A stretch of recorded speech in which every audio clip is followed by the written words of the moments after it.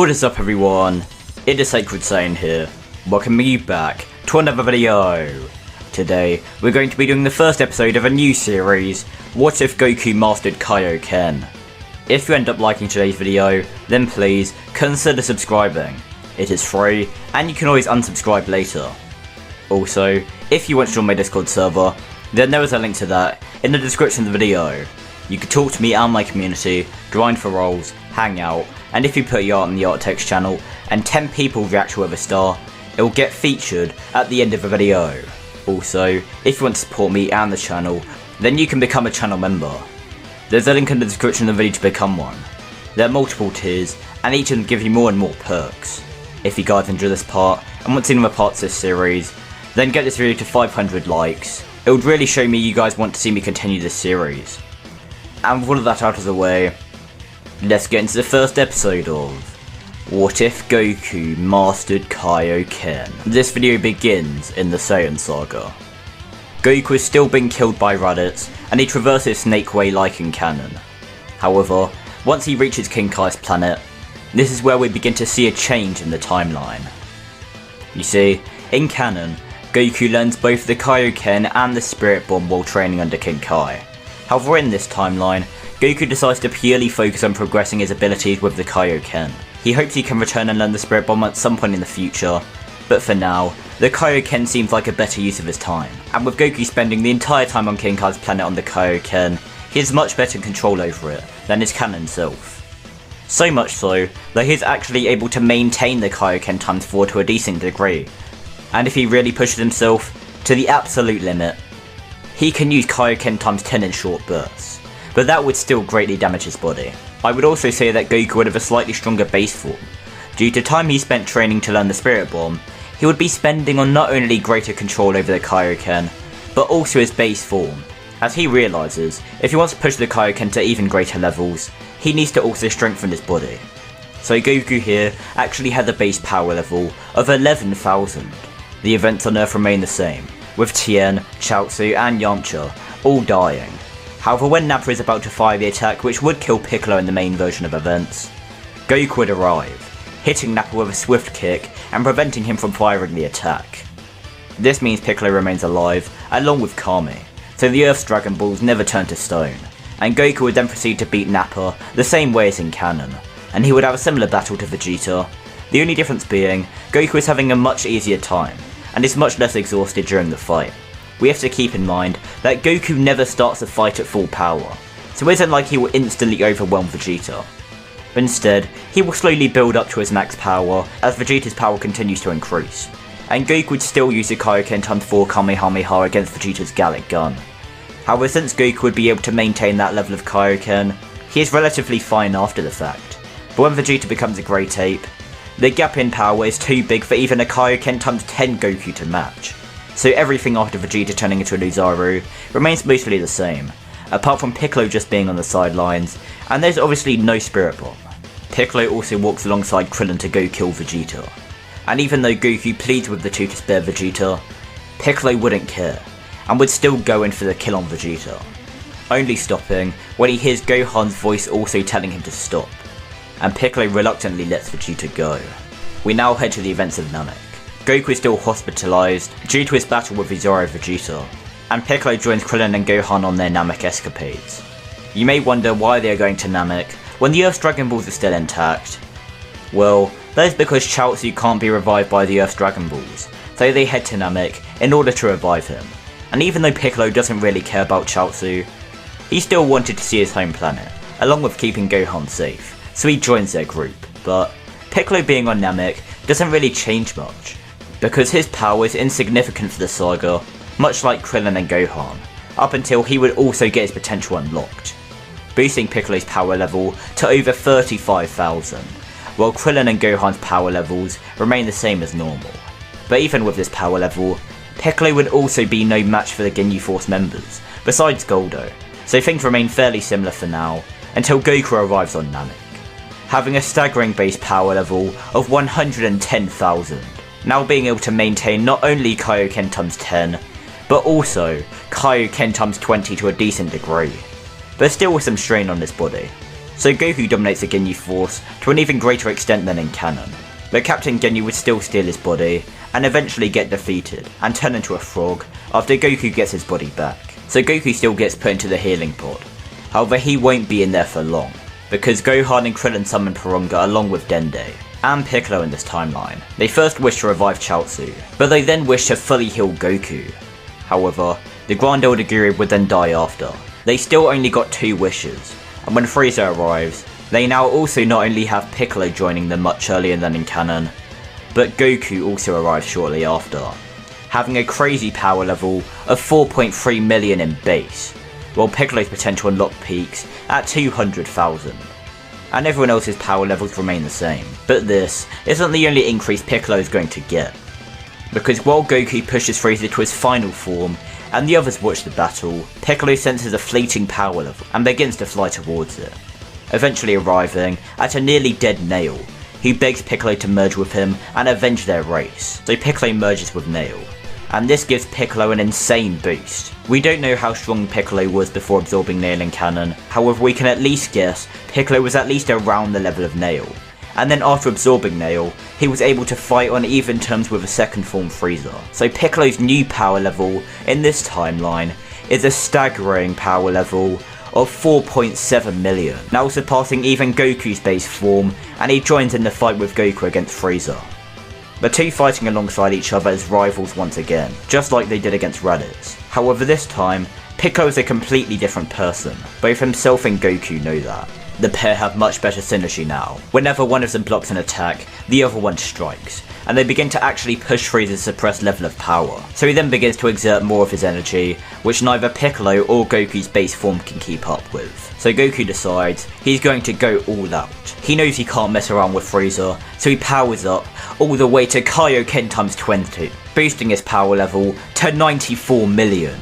Fast surpassing Frieza at 50%, and he begins to absolutely dominate the Space Emperor until Frieza's forced to go 100%, and completely turns the tables once again. Goku is on the back foot, and his stamina is running low. Frieza knows this, so he decides he's going to torture the monkey that caused him so much trouble, and he begins this torture by killing the monkey's son, and then the Earthling. Goku is forced to watch as Gokhan and Krillin die in front of his very eyes, pushing Goku into becoming the Super Saiyan like in canon.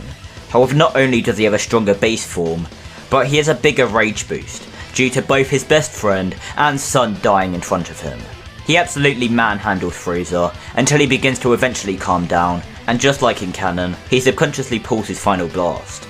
But Frieza is seemingly killed, and Goku and Piccolo solemnly get back on the gravity ship, Vegeta following close behind, and they head back to Earth. The Earth's Dragon Ball is being used to revive everyone killed by Frieza's forces on Namek. Sometime later, the Earthlings who died in the Saiyan saga are revived, and Goku never goes to Yardrat since Namek was never destroyed.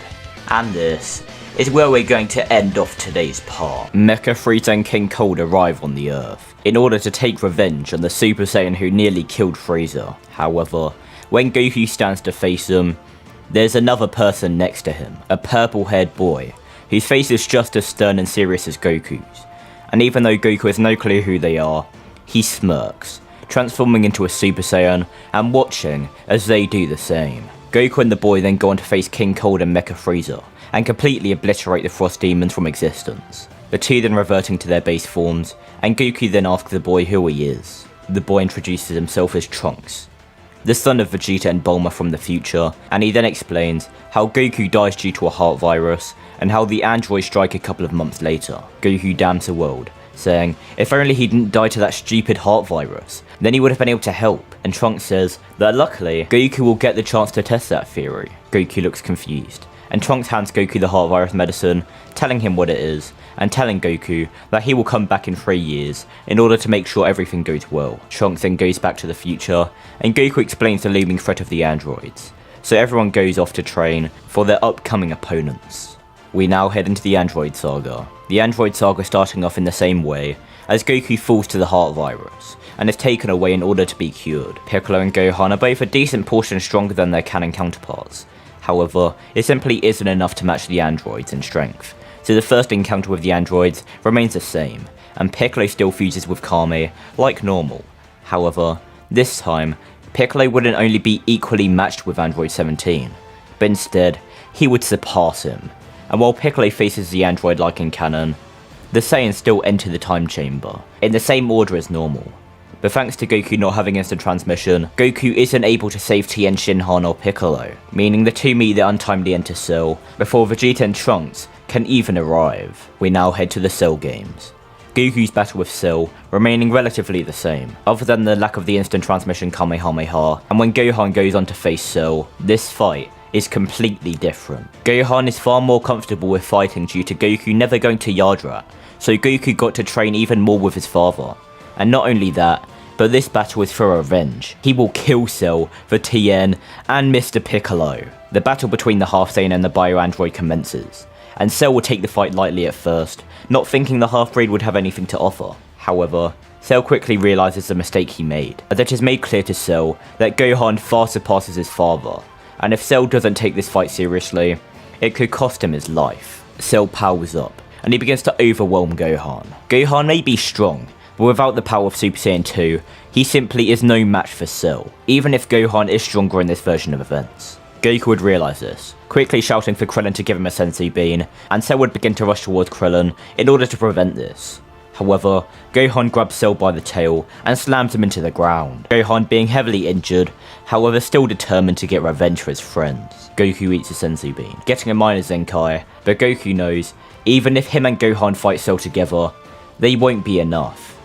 Gohan is too injured to fight for much longer, and he needs to act now, before his son dies at Cell's hands. Goku closes his eyes, and he slowly breathes in and out. Goku softly tells Krillin to be ready to get to Gohan, and give him a Senzu Bean. Krillin looking confused on what Goku is planning to do, but then Goku opens his eyes and shouts, "Kaio-ken!" Goku getting a ferocious red aura as he rushes towards Cell, and begins to fight the Bio Android once more. Krillin then quickly flying over to Gohan and giving him a Senzu Bean. Gohan eats the bean, and looks in complete shock as it seems like Goku and Cell are completely evenly matched. However, a drop of sweat then rolls down Gohan's face as he quickly realises that his father can't keep this up for long. The stress on his body is too big, even if his father has almost perfect control over both the Kaio-ken and Super Saiyan. If he uses it for too long, it could completely destroy his body. The battle between Goku and Cell continues, until the two jump back and both begin to charge up the most powerful Kamehamehas they can muster.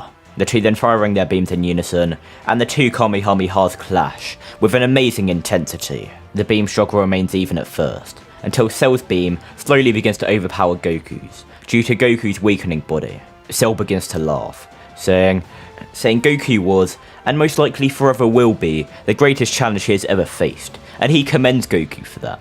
However, his time is running out, and Goku will meet his end. Goku is struggling to maintain the Super Kaio-ken. He's exhausting too much energy at once, and his body is having trouble handling it. But Goku refuses to give up. He won't lose. He can't lose. Even if it breaks his body, he has to go even further beyond. Goku shouts, "Kaio-ken times 3! And Goku's beam begins to gain the edge in the beam struggle, and push Cell's beam back at a rapid pace. Goku is roaring with both unrivaled power and immense agony. However, just as it seems Goku is about to win the beam struggle, Cell's beam quickly gains the edge once again, Cell beginning to maniacally laugh and asking if the technique Goku used was called the Kaio-ken. Cell's aura then bursting with a fiery red colour. Goku begins to struggle even more, mentally saying goodbye to all of his friends and telling them he is sorry. However, Goku then feels a weight lifted off of his shoulders, as Gohan stands next to him and puts his own energy into the beam. Goku and Gohan begin to push Cell's beam back, until Cell activates Kaio-ken times 3 and once again gains the advantage. Goku is accepting that this is the end. There's nothing they can do. But when he looks to Gohan, he sees a pent-up anger finally being unleashed. Gohan lets out a roar of both grief and rage as he transforms into a Super Saiyan 2. Goku smirking and shouting, "Kaio-ken times 5! And before Cell can increase his own Kaio-ken level, Goku and Gohan's father-son Kamehameha quickly engulfs the Bio Android and ends his reign of terror once and for all. Gohan drops out of Super Saiyan 2, both laughing and crying at the same time as he shouts that they did it. And when Gohan goes to hug his father, he sees Goku laying on the ground, lifeless. Gohan begins to cry out of sheer sorrow, but also understanding. His father never had the time to train the Super Kaioken in the time chamber. He was too busy training him instead. If only his father had more time training it, he would have been able to handle it for sure. Everyone goes up onto the lookout and wish for everyone who was killed by Cell to be revived. However, Goku asks everyone to make the wish not involve him, as he blames himself for all the threats that the Earth has faced, and thinks the Earth would be a safer place without him being alive. So Goku says goodbye to all of his friends, and even his son, and he promises he will see them all again. And this is where we're going to end off this part. This video begins in the Buu saga. Dende is a new guardian of Earth, and the Buu saga starts off the same way, with Goku coming back to life to compete in the World Martial Arts Tournament. However, there are already a few differences. For one, Gokhan has actually kept up with his training while also balancing it with school, and since Gokhan is stronger, so would his little brother Goten, since he would have a stronger training partner, which means Goten actually beats Trunks in the Kids division. And when Spopovich and Yamu tried to steal Gohan's energy, Gokhan is barely able to break out of the Supreme Kai's telekinetic hold, so Spopovich and Yamu aren't able to gather as much of Gohan's energy. However, since Gokhan is stronger in this version of events, it balances it out. So, the same team as usual go to face Bobby and his men. However, when Gokhan faces off against Deborah, he far surpasses the king of the demon realm. However, instead of finishing the fight quickly, he toys with Deborah, and this aggravates Vegeta as he just wants to get this over with so he can fight Kakarot. And it is this aggravation which leads to Majin Vegeta being born and going to face off against Goku.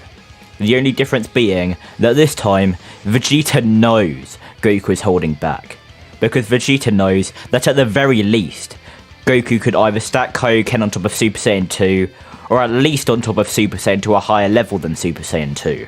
However, what Vegeta doesn't know is Goku is not only hiding Super Saiyan 3, but something more. Gokhan would continue to toy with Deborah, until Majin Buu is released, and Gokhan finally realises he needs to end this quickly. So he quickly kills Deborah, and then both him and the Supreme Kai attempt to take on Majin Buu. However, even though Gokhan is stronger in this version of events, maybe even equal to Buu in terms of power, Buu has the insane regeneration along with magic which gives him the upper hand, and Supreme Kai is just completely outclassed by both Buu and Gokhan, so his support is almost meaningless other than to give Gokhan a chance to breathe. Goku and Vegeta sense Buu being released, and Goku and Vegeta both know that they need to go help Gokhan. However, Vegeta realises that this was his mistake, which he needs to deal with, so he knocks Goku out and goes to help Gokhan face Buu after eating a senzu bean. However, after Vegeta arrives, Gokhan is already worn down and the Supreme Kai is almost dead. Vegeta sends Gokhan and Supreme Kai away, and he begins to fight Majin Buu alone, eventually doing his final explosion, which ends Vegeta's life. However, unfortunately, not Majin Buu's. Now, you may be thinking that the Buu saga is sounding almost exactly the same right now. However, that is where you are wrong. This all happened before anyone was revived, meaning Kibito wasn't yet revived, meaning Gokhan and Supreme Kai are staying on Earth. And once Goku wakes up, he flies towards the lookout, where he sees all of his friends, including his son Gokhan and the Supreme Kai. And in canon, Goku wanted to use a fusion dance with either Gokhan or Vegeta, even though he had the power to beat Buu himself at the time. And since Gokhan is here in this version of events, Goku wants to teach his son the fusion dance. However, first Goku still has his fight with Majin Buu in order to distract him and Bobbidi from going to Capsule Corp, which unfortunately means Goku wastes all of his time in the land of the living, and never gets a chance to fuse with his son. So instead, Gokhan and Piccolo teach Goten and Trunks how to do it instead. With Gokhan staying on Earth, he goes into the time chamber alongside Goten and Trunks. So not only do Goten and Trunks get stronger and perfect the fusion dance, but Gokhan also has Gotenks as a sparring partner, meaning he gets a lot stronger. And by the time Super Buu arrives in the time chamber, both Gotenks and Gokhan take on Super Buu. And with their combined power, they far surpass Imagine, forcing Buu to resort to absorption much sooner. But this time, starting off with Gokhan, instead of Gotenks, because like in canon, Buu still wants a good fight, so he absorbs the weaker of the two fighters. And then, after Buuhan and Gotenks escape the time chamber, Piccolo following closely behind, Buuhan and Gotenks continue their battle, until Goku, to the shock of everyone, arrives. You see, after Gokhan went into the time chamber with Gotenks, Supreme Kind and newly revived Kibito head back to the world of the Kais. But before that, they go to King Yama's office and request for Goku to be allowed to come with them to their world, and since King Yama would be terrified of the gods above him, he would accept this request, meaning Goku goes to train on the Supreme Kai's world, and does the same training that Gokhan did in canon. Goku would eventually release the Elder Kai from the Z-Sword by accident. However, Goku refuses for his potential to be unlocked, as he believes he doesn't need that power, and he also feels like it is cheating in some way. With that explanation out of the way, we now head back to Goku's rival on Earth, and Buu quickly absorbing Gotenks to become Buutenks. Buu expects Goku to be shaking in fear. However, Goku is completely unfazed. Buu screams at Goku, shouting that Goku is going to die, and he wants to see him cry like a baby. However, Goku simply smirks, saying if Buu wanted him to do that, he would need to actually be strong. Buu gets enraged, shooting a Ki Blast at Goku, which Goku effortlessly smacks away, then transforming into a Super Saiyan 3, and then looking up at Buu, and simply muttering, Kaio-ken. During his 7 years of training, we unlocked Super Saiyan 2 and Super Saiyan 3. Goku also learnt the Spirit Bomb, and even greater mastery over the Kaio-ken. And unlike when Goku used the Super Kaio-ken against Cell, Goku has had practice with Super Saiyan 3 Kaio-ken. And that was a lot easier to do, since his otherworld body was more durable. Before Buutenks can say a word, Goku rushes at Buu and their battle commences. Buutenks being a bit weaker than Buuhan in canon, however, he's still powerful in his own right. But Goku is stronger. Goku has had nearly 7 years to perfect Super Saiyan 3 Kaio-ken, and his base form got a lot stronger from his Z-Sword training, so Goku here is actually winning against Buutenks. And unlike with his battle against Cell, Goku isn't destroying his body to do it. Vegeta eventually arrives, and he sees the power Goku wasn't showing him during their battle. And Goku is actually grateful that Vegeta is here, because Goku kicks Buu back, and he tells Vegeta to distract Buu for as long as he can, so he can power up his most powerful Kamehameha. Vegeta tells Goku that he will kill everyone Buu has absorbed, and Goku says he knows that, but they can use the Namekian Dragon Balls in order to revive them. Vegeta says fine, and he goes to hopelessly take on Buutenks. Buutenks absolutely dominating Vegeta, even harder than Kid Buu does to Vegeta in canon. However, Goku finally puts the last bit of power into his Kamehameha, and Vegeta jumps out of the way, and Goku fires his attack, which hits Buutenks directly, and erases every atom of the margin, ending the pink monster once and for all. The Namekian Dragon Balls are used to revive everyone. And with that being said, we are going to end off this part. This video starts when the events of Battle of Gods takes place. However, honestly, not much really changes. Goku, even with Super Saiyan 3 Kaioken, is no match for Beerus, and even though Majin Buu isn't there to eat all of the pudding and annoy Beerus, Beerus would still want to face a Super Saiyan God, which eventually leads to the Super Saiyan God ritual being done on Goku, and Goku battling Beerus like in canon. And Goku wouldn't even try to stack Kaioken on top of Super Saiyan God at this time, because he has no experience with this new transformation. So, with that being said, we now head to Resurrection F, and this is where there are some changes. Frieza still trains for 4 months, and heads to Earth, in order to get his revenge. However, when him and his forces arrive, most of the Z fighters have the same power as normal. However, for Piccolo and Gokhan, that is a different story. Piccolo has been consistently stronger throughout this story due to the events of Namek, and Gokhan in this story has maintained the work and training balance, which Gokhan in canon only learns to do later in Super. Not only that, but after the events of Battle of Gods, Gokhan realised how quickly he could fall behind to Goku and Vegeta, so he decided to receive the same training his father did in the Buu saga. And Gokhan begins to train under the Kais, not only learning some Kai abilities like healing and instantaneous movement, but also having his potential unlocked by the Elder Kai.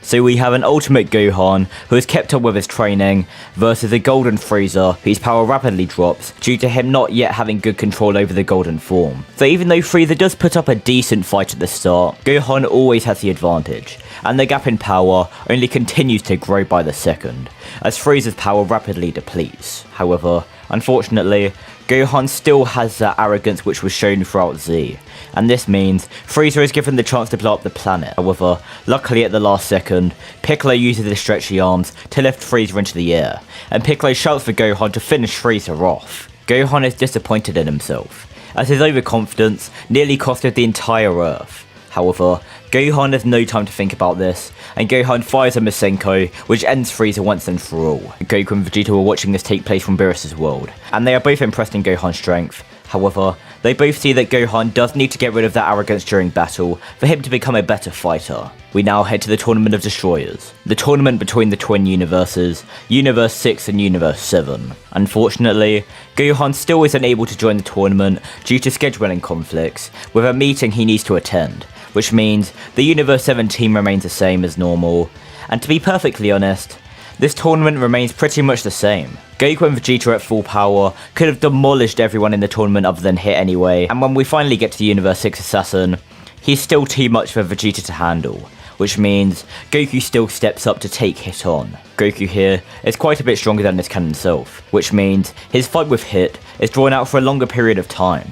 However, Goku does eventually still show the Super Saiyan Blue Kaioken times 10. However, this time, Goku doesn't have that speech about him possibly dying by trying to activate it, as Goku here is able to maintain the Super Saiyan Blue Kaioken times 10 with relative ease at this point in time. And with Goku already being stronger than his canon self, Hit is on the back foot for most of the fight, until Hit begins to progress his time skip more and more, and begins to slowly close the gap. Goku allows Hit to continue to progress, as Goku wants to see how strong Hit can get. However, when Hit eventually progresses his time skip to the point where he can equally combat Goku and Super Saiyan Blue Kaioken times 10, Goku activates Kaioken times 20 for a short moment, and he knocks Hit out of the ring. Goku could have used the Super Saiyan Blue Kaioken times 20 the entire time if he wanted to, or the Goku simply didn't need it. We now head to the event of the Goku Black arc. However, Goku never actually used the Super Saiyan Blue Kaioken in this arc, even though he had access to it. So, for that reason, I'm going to say Goku still doesn't use the Super Saiyan Blue Kaioken for whatever reason, which means this arc remains almost the exact same. And with us going through that arc, this means we head into the Tournament to Power arc. Goku is still given the task to gather the team for Universe 7, and Goku picks out the same team as in canon. The only minor difference here is that Majin Buu was never even considered as an option, since obviously in this version of events, he is dead, which means Goku just had this conversation with Frieza in Hell a bit earlier than normal. We now head into the events of the Tournament of Power, events remaining mostly the same until Goku faces off against Jiren. Goku goes through all of his transformations like normal. However, when Goku in canon would transform into Super Saiyan Blue Kaioken times 20, Goku here powers up all the way to not Kaioken times 20, but Kaio-ken times 50. Goku here is able to actually maintain this Kaio-ken amp. To the same degree, Goku can use the Kaio-ken times 20 on top of Super Saiyan Blue in canon. And when Goku begins to fight Jiren once again, Jiren is actually surprised at the surge in power, meaning Jiren actually has to use more of his power in order to block Goku's attacks. But even then, it isn't as easy as Jiren expected. Goku is pushing Jiren more and more, until Jiren decides he wants to end this fight quickly. So he goes full power for a short moment, and he punches Goku so hard that it nearly sends him out of the ring. However, Piccolo luckily catches him with his stretchy arms just in time. Goku now knows that he can't take on Jiren alone. Goku isn't even sure if Super Saiyan Blue Kaioken times 100 would be enough to face Jiren, after just sensing Jiren's full power for that short moment. And this leads to Goku telling Gokhan that it is time. Gokhan looks shocked, asking if his father is certain, and Goku nods, saying it is the only way. Goku here never had that glimpse of Ultra Instinct, meaning he sees what he and Gokhan are about to do as the only option in defeating Jiren. Piccolo gives Goku as much energy as possible, while still leaving some for himself, and then Gokhan and Goku both look at each other, and they nod. The two then getting in formation, and performing a dance. Jiren is meditating, when he senses a presence in front of him.